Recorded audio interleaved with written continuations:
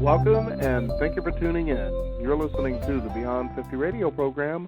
I'm Daniel Davis. As many of us really try to tap into what we would call our intuitive side, we're usually guided by people who suggest to us that we follow our heart and our head. While that being true, then it seems to me that there sure is a lot of our body that's being left unrealized when it comes to try to realize what it is that we can use to get that kind of guidance that's necessary to connect with our outer worlds. What if we were to discover that there were actually much more to our body than just following our heart and our head, but things such as our gut, pelvis, legs, feet, bones, and even the brain? Well, they all have a unique role in the process of developing what is known as full body presence. On our program today, we're going to be joined with someone who has spent more than 30 years helping to empower people with practical tools that enable them to experience joy in each moment without burning out. That'd be a nice little asset now, wouldn't it? These particular skills also help improve every aspect of a person's life, from their health and well-being to their relationships, careers, as well as their creativity and even the growth of their businesses. That'd be interesting to know that you can actually use your bones and your feet to actually improve your business, maybe even improve the bottom line as well. I'd like to welcome the Beyond 50 radio program today as one of the world's leading authorities on conscious awareness and its transformational impact on the healing process. Our special guest today, Suzanne Scurlock-Durana. Suzanne, thank you for joining us here on the program today. Thank you, Daniel. Now, tell us about your journey here and how you became someone who helps people to, I guess, listen to their body and the messages that it has for us. Well, I have to say that it started for me a long, long time ago. I had and I actually write about it in the very beginning of the book. I had an incident happen when I was 17 where I got a gut sense about a particular situation and I did not listen to it. And I ended up being, I almost died. I was strangled. And yet, and I came back to, I made it home. Obviously, I'm here today.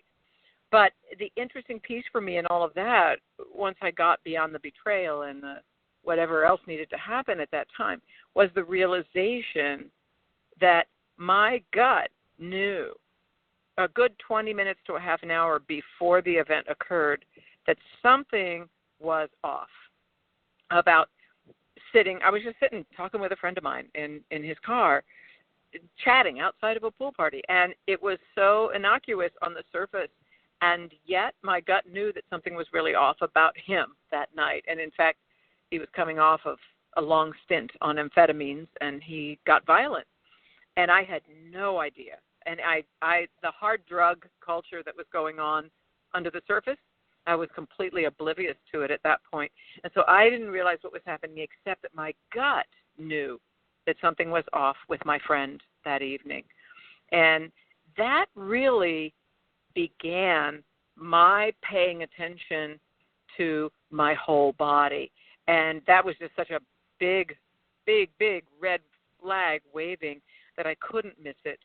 But I have to tell you, my gut, my bones, my feet and legs, my heart, my pelvis, all the different parts of me have informed me at so many levels since that day. And I've listened and I've really paid attention and started to experiment with and look at what do all these different areas of who we are really have that's unique about that particular area. Like the wisdom of the heart has to do with the deep inspiration that we as human beings can have. The wisdom of the gut obviously has to do with when things are really off or when they're really on, really right. So each one of these neighborhoods, if you will, in the body has its own kind of characteristic wisdom. And it's fun. When I began to play with it, I practice and I teach craniosacral therapy. And in that process, we actually work hands-on with people to help them understand and listen and follow the wisdom of their bodies. And this body of work that I've created here, the Healing from the Core curriculum, came out of my teaching craniosacral therapy and out of that original experience at the age of 17.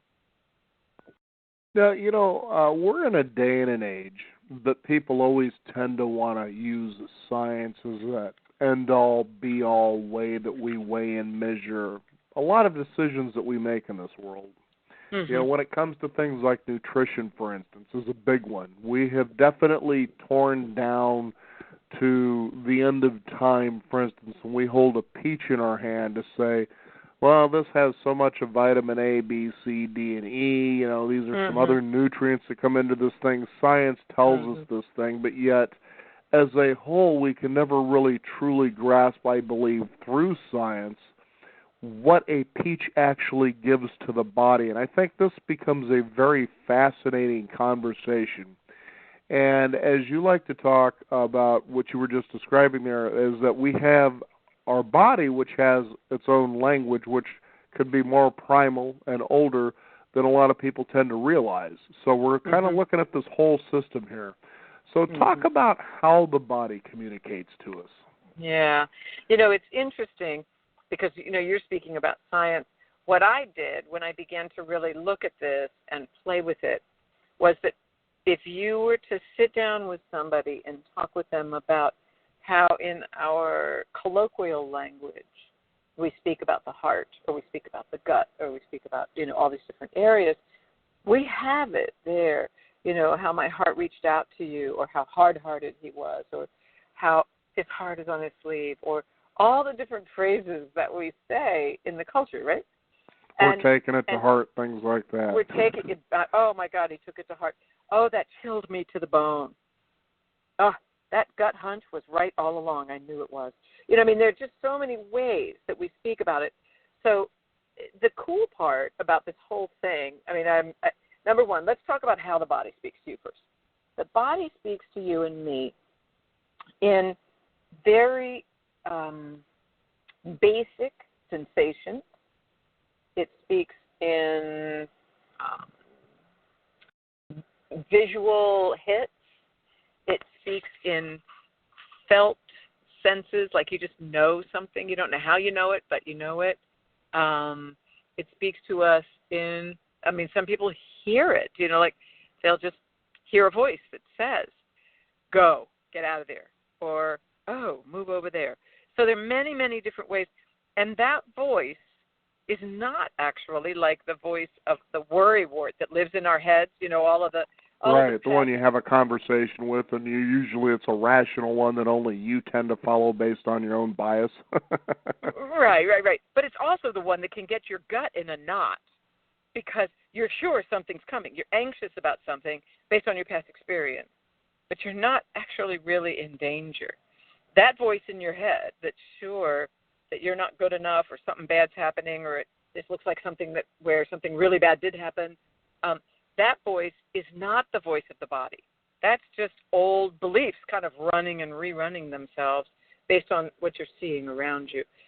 The body's primal way of speaking to us doesn't have any charge to it, Daniel. It's just a very quiet. When I think back on how I felt that night, it was very interesting. It was just a very quiet voice. It was just a kind of an odd uneasiness in my gut. And it kept saying to me, get out of the car, get out of the car, get out of the car.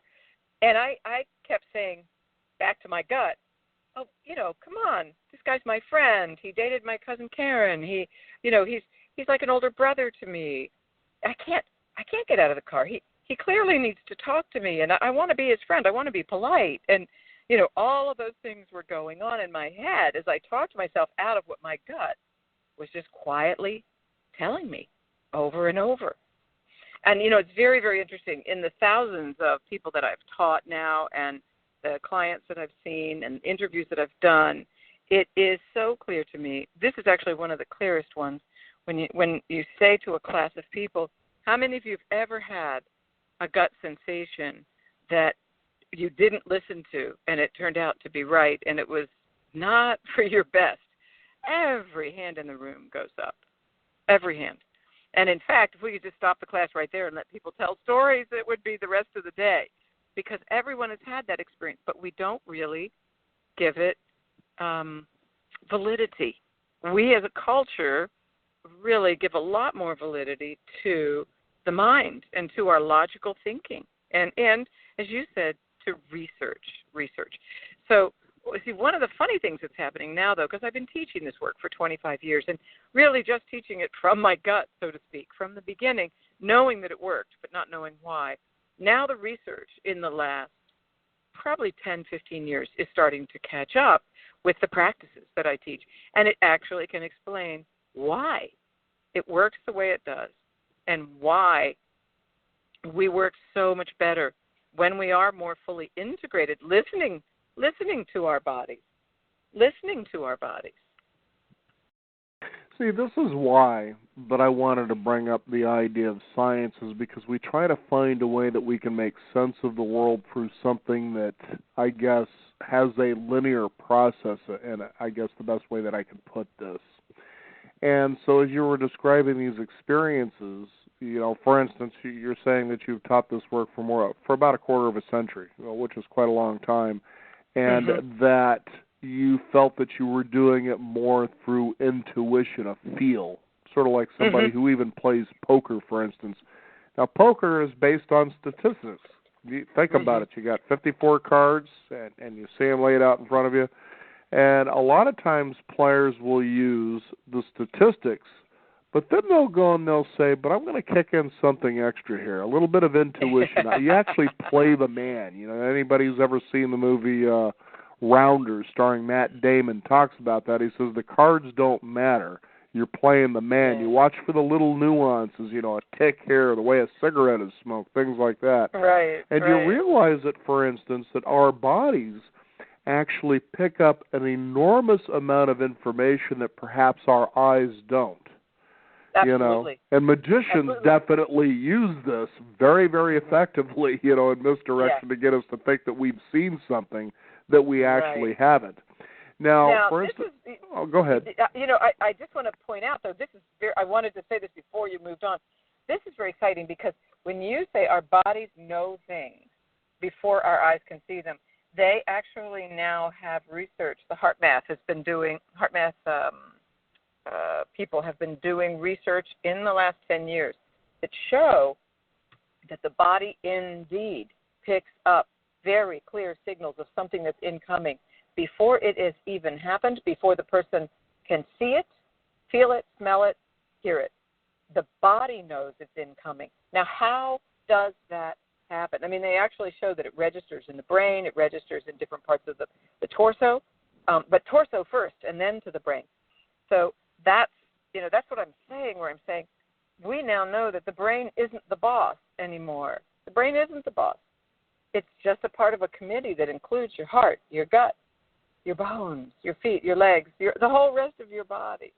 So, go ahead. I didn't mean to interrupt you there. No, that's totally good, because it actually supports what I was trying to suggest here, is that you can't just use linear science, which isn't a bad thing, but you can't break something down, for instance, back to the peach.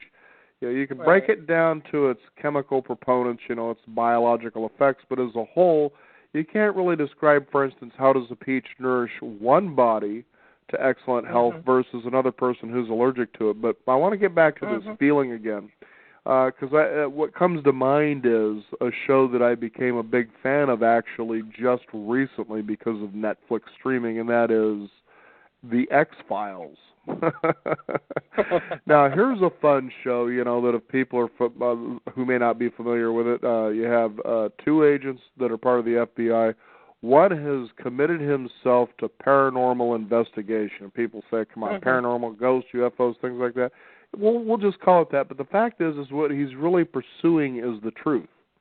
So then the second agent comes in, and she's actually somebody who's sent in to basically oversee this guy to really debunk him and really prove that he's nuts and that he really should be either kicked out of the FBI or whatever. So she's a forensic scientist. She only believes in facts as they actually are. So she presents this nice counterbalance to everything. Okay, so that being said, there was a particular episode where it had to do with shape-shifting. Now, this was what was funny about this episode. I think this was like within one of the first seasons, I guess, is so they're out on a Native American reservation, and this Native American, kind of like the town sheriff, if you will, He says, yeah, I've been just seeing a lot of things out here. I've seen big cats, all kinds of wildlife. And he says, but they're slowly kind of disappearing. And he says, sometimes there's a silence that's really, really strange. It's eerie. It gives me the creeps. And what's funny is Scully, the scientist, forensic scientist, looks at him, with this funny look that says, the creeps? And he looks back at her and he says, yeah, the creeps. Everyone gets the creeps. And what's funny is the way Mulder, the other guy, the paranormal investigator, is looking at her. Yeah, Scully, don't you ever get the creeps? But it's funny. But you can see how he uses the body's intuition in pursuit of truth, and she uses forensic science, and there's a nice counterbalance. But yet science doesn't have that feel, and we always talk about having that feel. Now, in the subtitle of your book, you talk about healing from trauma and awakening to your body's wisdom. So let's talk about the trauma that we're referring to here, because I think this can be very important in what we're talking about here. Yeah. Trauma, back when I was first doing craniosacral therapy 35 years ago, trauma was really thought of as the big stuff.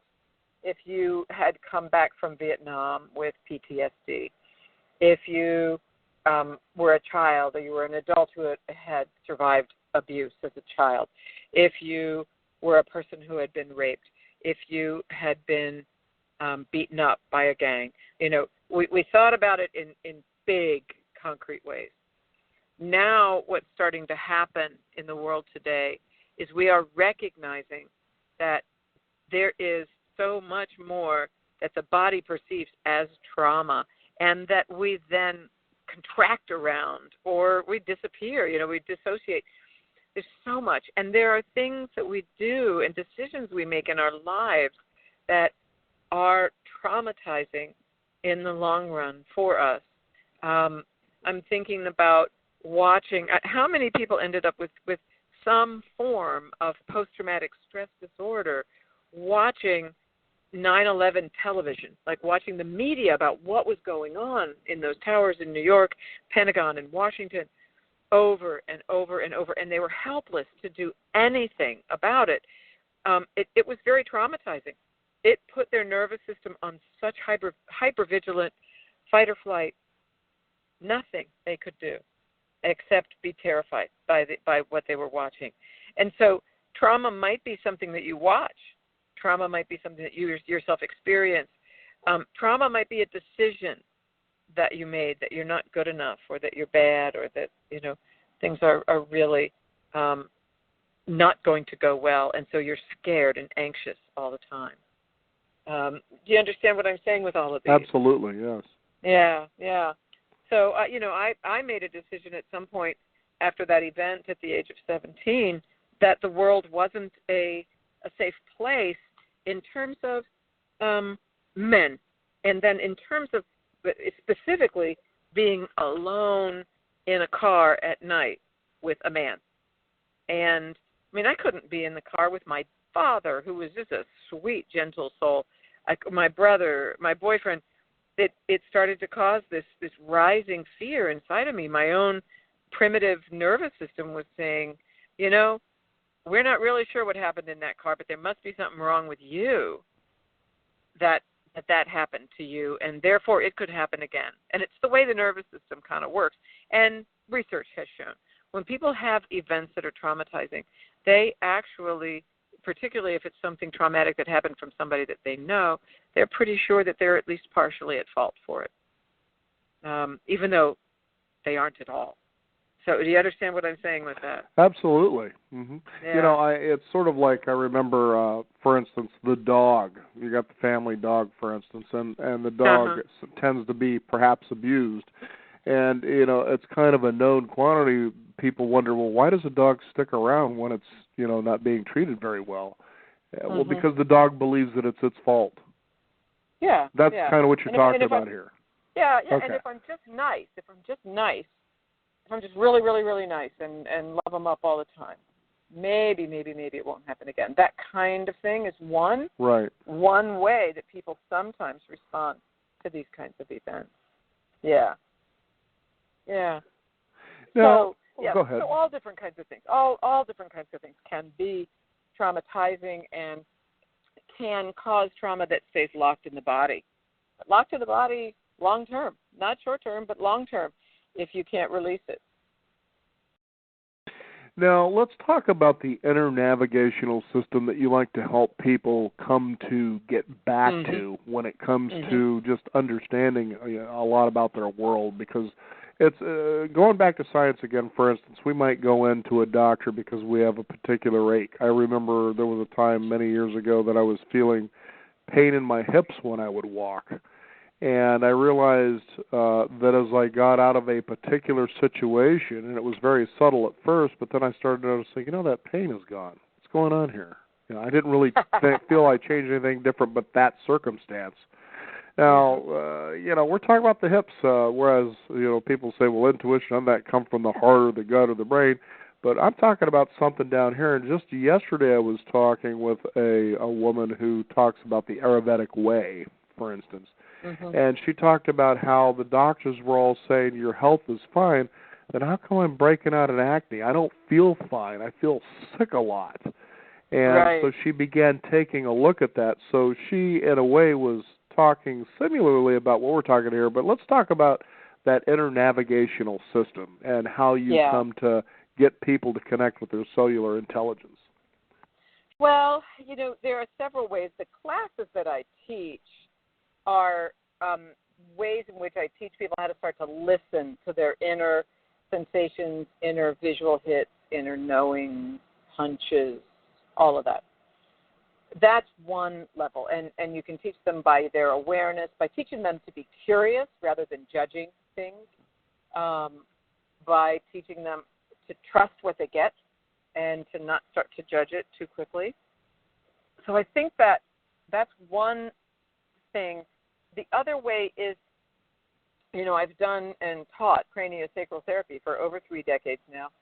And craniosacral therapy is a form of body work that really, really, really helps people to make contact through touch with that deep inner wisdom of the body. And so it wakes up the navigational system of the body.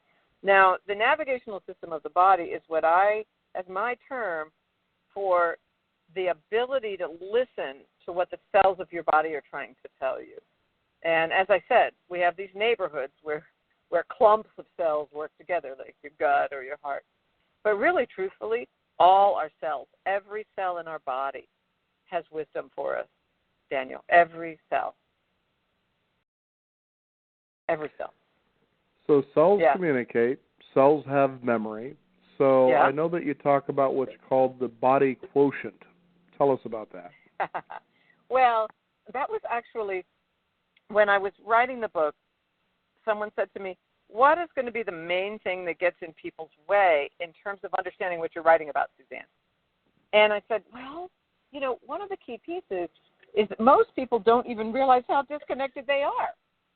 They think, because they're living from between their ears and above their neck. And so they'll say, oh, yeah, I'm fine. My body's fine. And then, but I put together this little 9-question, very simple 9-question questionnaire, simple questionnaire, where you say, are you on one end of the spectrum or the other in these 9 questions. And what it helps you to do is it gives you the baseline that you are starting from, that you yourself are starting from. So it can tell you things like, do I see my body as being something that is a friend? Am I friendly with my body? Or do you see your body as something that you have to drive? If you don't keep pushing and pushing and pushing yourself, that it will just lay down and be lazy. And so you have to keep, just on the straight and narrow, no matter what. And then some people have a sense of being betrayed by their body constantly, and because they're not listening to it, and then it's sort of, they do things and they get clobbered over the head with illnesses or accidents or all kinds of things. And so at the end of that 9 questionnaire, what I call the body intelligence quotient, the BQ, it enables you to know, what's my baseline? Where am I starting from? And it's actually very, very helpful. Many people have already emailed me and said, what a cool thing, because it really does, it very quickly gives you a nice, clear sense of where you are with yourself. And when in your relationship with your body, our relationship with our body is probably one of the most important relationships we will have while we are here on this planet, Daniel. All the other relationships we have are going to change over time, not the one with our body. Thank you very much. It's very important to have a very close, intimate relationship with your physical body. Now, I was talking earlier about the hips, and I come to understand that the pelvis is known as the black sheep of the body. Tell us about that. Yeah. Well, it just has to do with how we as a culture see sexuality, honestly, because the pelvis pretty much gets labeled as that place down there where everything sexual happens. And Lord knows, sexuality can get you into trouble. It can get you, you can do bad things. It's just really, we don't have an easy, friendly relationship with our sensuality and sexuality in this culture. And therefore, when I'm teaching people how to be in all the different parts of their body, the pelvis is one of those areas that people have the most rules about. It's like, no, I don't want to be there. No, I don't, that's that. And it's also an area that often sustains trauma from falls, from surgeries, from rape, from, many different kinds of things that can happen in this area of the body, causes it to really tighten down. And so trauma is a problem for regaining all the different wisdom areas of our body, but particularly in the pelvis. Yeah. Because why I thought that was interesting is because we talk about how our deeper sensual desires get locked away rather than celebrated. Absolutely. But at the same time, as you kind of take a look at that, you realize that you also talk about the related myths in your book, the 5 body related myths, that one of them is seductive and leads us astray. And I thought about that for a minute, because think about how we get caught up in addiction. There's science stepping in saying it's a disease. Okay, that could be a way of looking at it. But if you can come to understand how your body works, as we're describing here today, perhaps you'd realize addiction isn't such a disease in as much as it becomes more of a choice. What are your thoughts on something like that? Addiction? Yes. You have just opened up a whole nother can of worms. There is a tremendous amount of research that is now just coming out. In fact, every single week or month, there is more that's being understood about how the brain deals with dopamine receptors, and how those dopamine receptors deal with the pleasure centers of the brain, and how the pleasure centers of the brain, if they are triggered, are tremendously helpful in reducing stress. And one of the latest research pieces that I've actually seen just a couple of weeks ago, it was in the New York Times. It was a piece about how, actually there were 2 different articles. I'm probably going to mix them up in my head here. They were both fascinating, but one was talking about what they called D2s, which are dopamine receptors, and how when people have an addiction, and when they have, whether it's eating high-carb foods and processed foods with lots of sugar, or whether it's a heroin addiction or anything like that, that the brain's dopamine receptors literally get accustomed to that level of stimulus, and without it, life feels very flat. And so when they are presented with the possibility of having whatever it is that addiction would take care of, be it that heroin, or be it that wonderful box of sugar cookies, or, what tub of ice cream, whatever it is, they are, because of the way that their brains are wired, it is really extremely difficult for them to walk away from it.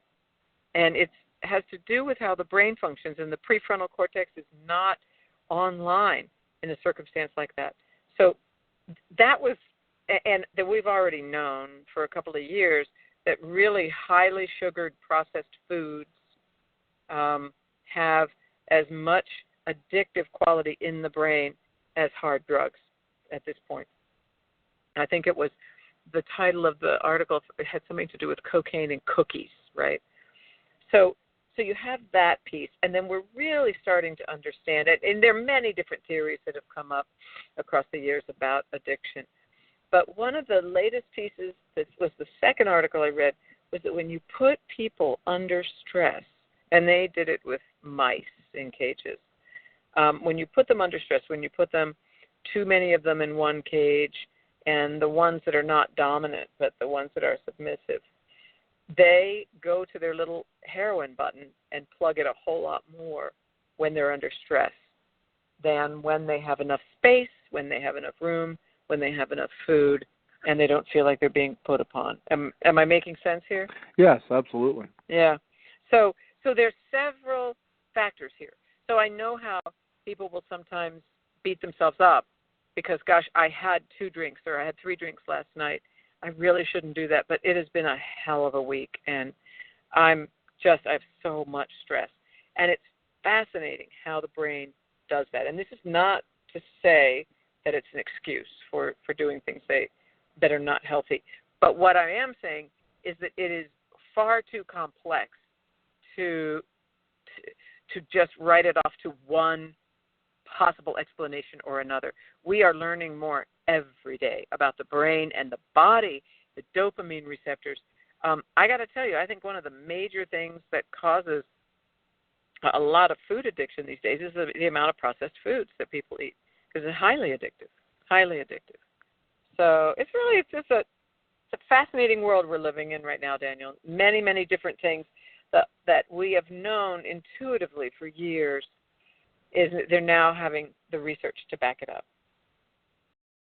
So, science can be a good thing as long as it can be consistent then. But for the most part, let's get back to how our body talks to us and directions to go. And one of the things you talk about is curiosity and why you believe that's an important attribute to cultivate. Tell us why. There are 3 attributes that I really think I'm going to write my next book about.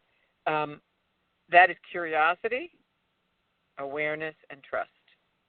And curiosity is the antidote to the judgmental mind. If I see something, if I'm in the middle of an event and I'm judging it and saying, oh, I know what this is and I know where it's going, I have lost my curiosity. And when I lose my curiosity and I decide I already know what's going to happen, now I've lost my capacity to even be aware of what's really happening in this moment, because I've already decided I know based on something that happened in the past. So, one thing I think should be outlawed is the people that tend to say something such as, been there, done that. Oh, geez, you're just a world-experienced person, so you're just certain about how this is all going to turn out. Where's that pie I can hit you with? Exactly.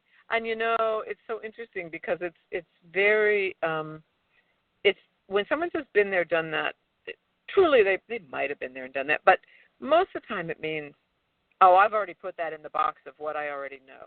And so therefore I'm not really showing up and I'm not really present for what's going on, because I'm just looking at it through the eyes of my past. So curiosity brings us into the present moment. And curiosity says to you, wow, I have a little clutch in my stomach right now. I wonder how long it's been there.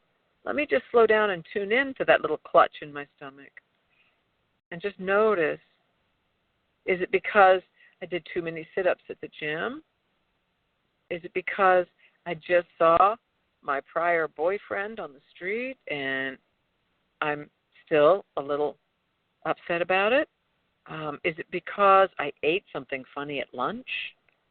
Is it because you got the idea? So I can really I can use my logical mind for sure, but I'm just listening to my solar plexus, the area of my solar plexus, and saying, what's going on? What's going on here?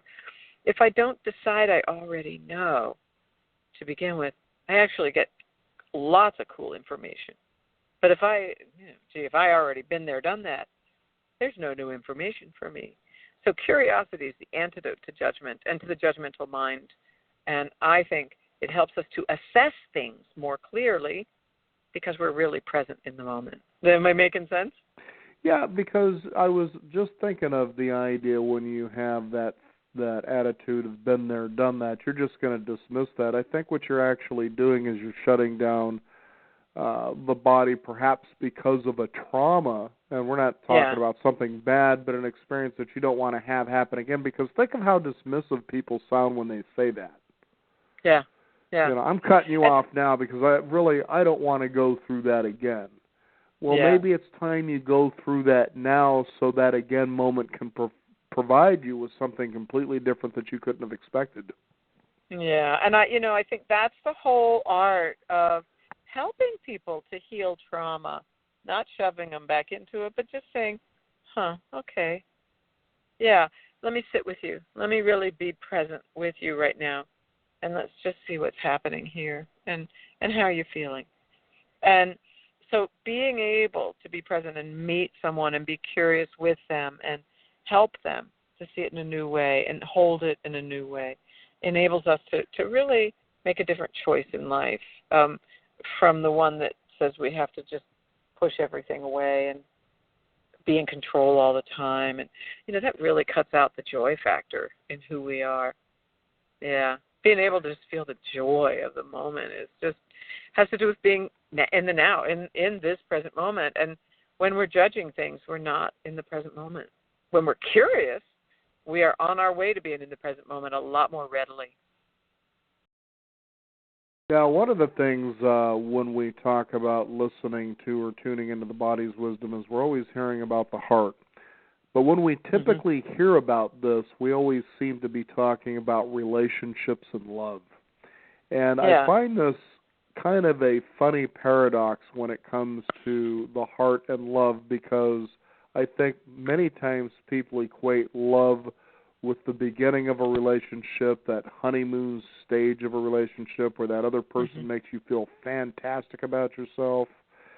So I believe this is a soulmate. My heart just tells me so, and something in me says that's part of that may be true, but I think your mind is in a euphoria, as you were talking about. The dopamines have been acted based on how that other person's making you feel about who you are, and you're rationalizing it by saying it's your heart. What are your thoughts on something like that? Well, I think quite honestly, and I actually have a story about this in the book, beautiful young woman that I worked with for quite a while. And she just would find herself head over heels in love with somebody. And it was, and then she would get so devastated when they weren't in love with her. Now, mind you, there was nothing wrong with her. She was beautiful. She was intelligent. She was smart. She was vivacious. But the problem was that it was just her heart. So her heart would see somebody and go, she'd be so inspired by the thought of having a relationship, and she would never check in with her gut. And the gut, remember the gut's wisdom tells us, this guy is really, he bears watching. Don't just jump in. Watch him for a while. Just make sure he's going to hang around. Watch where he goes, what he does. Does he do what he says he's going to do? The gut is the part of the body that says this is right, or ooh, this doesn't feel very right. Look again. So the heart and the gut are meant to be partnered always, Daniel. Always, always, always. And yet, many of us are locked out of our gut. In fact, we second guess our gut all the time because we think that our brains and our linear minds are the king or the queen, and they're not. So there's a way in which the ability to have your heart connected to your gut and then to your pelvis and your feet and legs. This is meant to be, when you fall in love, it's actually meant to be a full body proposition, not just the heart, not just being deeply inspired, but not having any other parts of you on board to really back you up and help you get organized around it. Am I making sense? Absolutely, because you're reminding me of a friend of mine many years ago who felt that he had had his heart broken because a woman came into his life, and she seemed to be kind of one of them. I call that the kind of girl that he typically didn't get.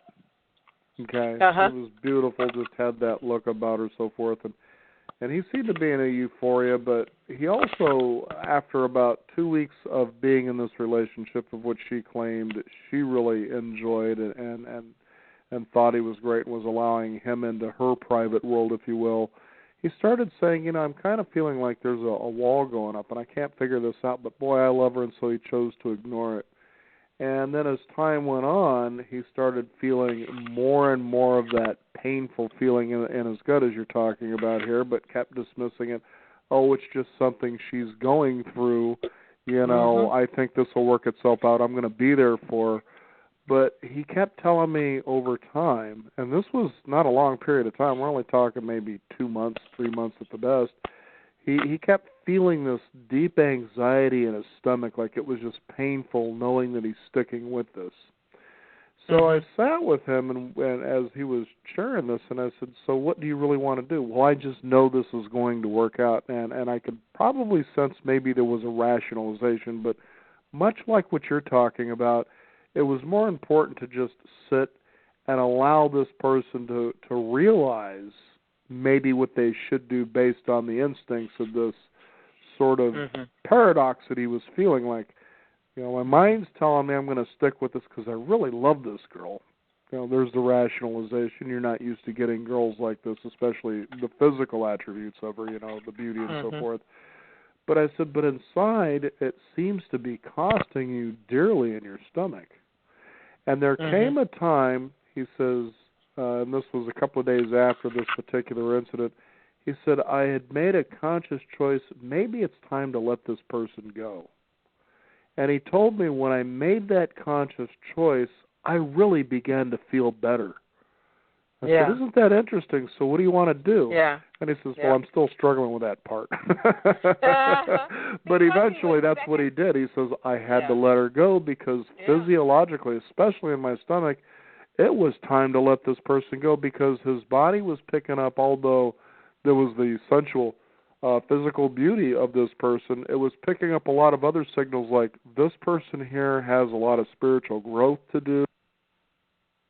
It could be the fact that, you know, she's out there looking for leverage to prove that she's good, so these are a lot of temporary relationships. But these were inherent things he said he was picking up, so there was no sincerity in the relationship from her side. And that isn't to blame anybody, but his gut was telling him the whole time, hey, forget the beauty and, you know, quit with the rationalizing in the mind. I'm telling you, this isn't going to work. It's going to cost you. And he says, once I made that conscious decision that it was done, we could always maybe be friends, he says, I just felt better. And in the long run, it was worth it, and somebody much, much greater came into his life anyway that had everything he was looking for. And he says, I can't let this one go. I just feel good all over the place. That's right. And I got to tell you, that's actually, I have an exercise like that in the book around how do you know what's going on in your gut. And I actually have people do that. So what he did was he gave himself two choices. I stay in the relationship, I let it go. When I think about staying in this relationship and being there for her with all her pain, God, it just makes me ache inside. It's just really tough. When I think about letting the relationship go, how do I feel? Oh, everything lightens up. I lighten up. My gut feels better. My heart feels better.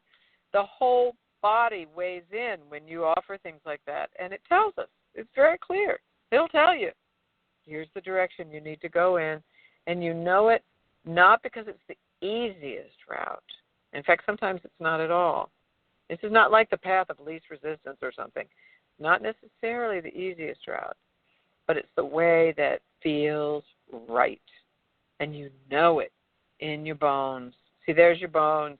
Our bones, the deep recesses of the body, when we can settle and embody in our bones, the clarity is magnificent. But most people don't take the time, and they don't know how. One of the things I've been told across the years, Daniel, is that Most of what I teach, philosophers have been talking about for years. So it's not that I'm teaching anything on the philosophical level that's brand new. I take great delight, though, in teaching people how to do these things. How do you settle into your bones and embody in your bones? How do you settle into your gut and really embody fully that core embodiment that we are meant to have as human beings? That's actually the edge that I love to play with and push all the time. How can I help people drop more deeply into their hearts, their guts, their bellies, their bones, their feet and legs, so that they have that core embodiment that guides them? Then when you're in your body, your navigational field, your whole navigational system is up and running because you're right there behind the dials. You can feel like he did, like your friend did, when something was off. Sure, she's beautiful. Sure, she's the most gorgeous woman I've ever dated, but something feels really off about this. Listen to it. Listen to it. Yeah. And that's what I mean, too, because even in the beginning of this relationship, the first couple of weeks, you could tell this guy was on a cloud. There was a euphoria going on. But it didn't take too much longer after that where he started saying, inherently I'm feeling like something is off here. But that he wanted to hold on to that euphoria, and that's why I was talking about addictions earlier. You know, it's like, for instance, I thought one of the most clear definitions of, let's say, alcoholism came from a rock band member. And he was talking about how when he drank, that, it gives him the euphoria. It's funny how people say, well, I drink because I like the taste, but I can't imagine anybody who loved the taste of alcohol when they first tasted it. Okay, but the point is that he got to that euphoric state, and then he says, but then I noticed that I needed to drink a little bit more to seemingly get back to that state. And then I thought that if I did more, that it would give me more of that state. And he says, but it took him nearly 20 years before he realized this is the illusion of the mind. And that's why I say when you say it's a disease, okay, we could say that in a way, but really, let's take a look at that. It's the same thing here with this, potential relationship that I'm talking about. The euphoria, he was trying to really hold on. It's sort of like somebody who uses cocaine. You only get so high with cocaine, but once you feel that you're slipping down, you do more because you can feel that depression of slipping down. So coming in. Exactly. That's right. And in this case, he finally had to say, I had to go down and let it go because I knew ultimately I was going to feel better. And like one fun story I like to share, many years ago when I was a kid up in Shasta Lake, we went swimming in this little alcove on the lake and down there with a camper and the family. And pretty soon the sun's getting to a point where it's starting to reach the horizon. It's still a warm day. We're in the water, and I'm realizing I'm in the water swimming, but I realize that when it's time to get out, I'm going to be cold. So you sit in the water, and for some reason your mind's saying just it'll get better, but it's not going to because the sun's going down. So I finally decided I'm going to take that shot, get out of the water. I'm going to be cold for a bit, but I'm going to get that towel, and eventually I'm going to get warmer. What's funny about this story was my younger brother who stayed out there. He was the last one to get out of the water, and I know he was thinking the very same thing. I can't get out of this water. I know it's got to get better, but I know it's going to be colder than hell when I get out of the water, to towel off. Well, what are you going to do? You're going to be like that frog that sits in the warm water and eventually boils to death? Right. But it's funny how our mind does that. We need to let it go and pay attention to the rest of the body here. Yeah, absolutely. Yes, and include the rest of the body. Yeah. So, with my book, Full Body, not just Full Body Presence, but also, that was my first book. This next book, Reclaiming Your Body, that just came out, I have a number of different audio meditations or explorations, I call them, where I actually lead people through the process of beginning to inhabit and embody, have that core embodiment. How do you ground yourself? How do you fill your inner energy reservoir? How can you work to be more deeply in your heart, in your belly, in your pelvis, in your feet and legs?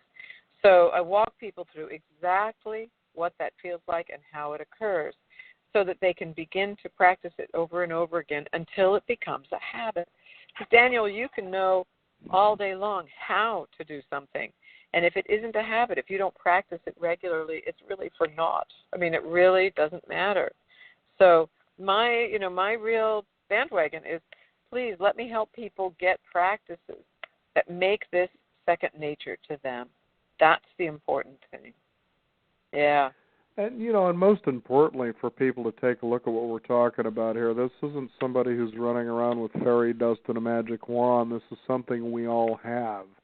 And I think through technology over the centuries, we've come to a point that we've relied on the outside to tell us about what the world is, when in fact it's from our inside. We keep hearing this even about physics, that as we hold our intention, we therefore create our outer reality.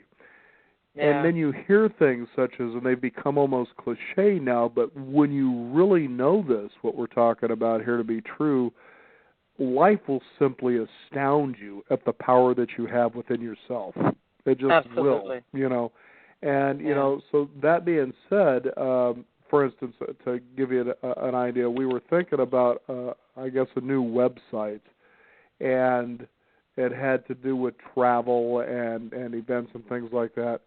One morning I just simply popped up out of bed and I had the title of the website.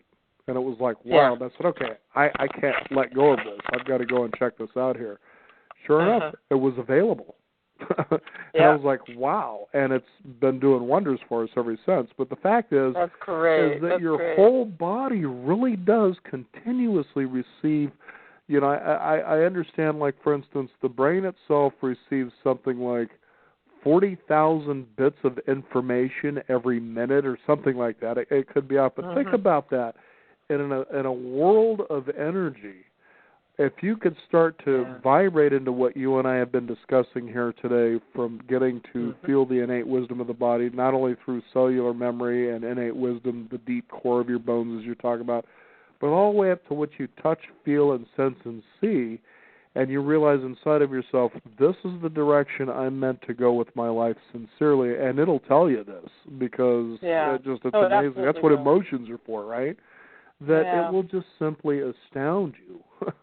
Yeah, absolutely. I agree completely, and it's really one of the funnest parts of when you recognize that we have this incredible resource here that is our physical body, and that it has, I also think of it when I'm fully embodied and when I'm at home in my body, fully embodied, it's as though I have receiving stations, if you will, or they're receptors all over me that are feeling things that are happening behind me and in front of me and underneath of me and above me, things that are coming in the future.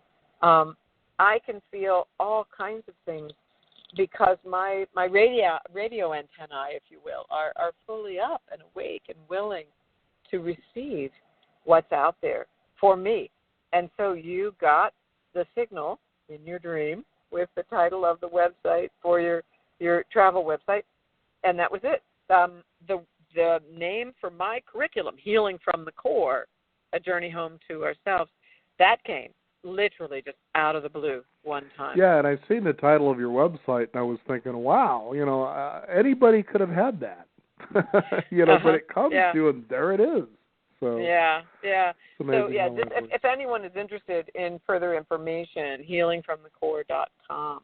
So have at it and enjoy it, and that's wonderful. Where are you located, Daniel? We're located up in the Northwest, Portland, Oregon. Ah, okay. Yeah. I will be out in California, down in Santa Cruz, outside of Santa Cruz, later on this summer, at that brand new workshop retreat center called 1440, for all the minutes in the day, I think, is the reason they named it. So I'll be teaching a workshop about the stuff we've been talking about in this hour. Right. And, should you not be available for that date, which is fine. I mean, this is going to be a podcast that goes up on YouTube, so people are going to find out a lot about your work. Again, your website is healingfromthecore.com, and you can also see a calendar there where you can find out where Suzanne's going to be and find out about her workshops and how you can begin to be more present. And that's really the key there. As sages have been teaching for centuries, If you can be right here, right now, the power you have is just unbelievable. And life doesn't have to happen for you. It should happen with you. And this has been a wonderful conversation, Susan. Thank you so much for joining us here on the program today. Thank you, Daniel. It's been a pleasure. We want to thank you, the listeners out there, for tuning in. Again, you can discover more by going to healingfromthecore.com. If you've missed that, then join us at beyond50radio.com. That is the number 50. We encourage you to sign up for our weekly e-newsletter so you can stay up to date with what's going on in the world of Beyond 50, as well as our upcoming shows. I'm Daniel Davis. Thank you for joining us. This is the Beyond 50 radio program, and remember, live your day past halfway.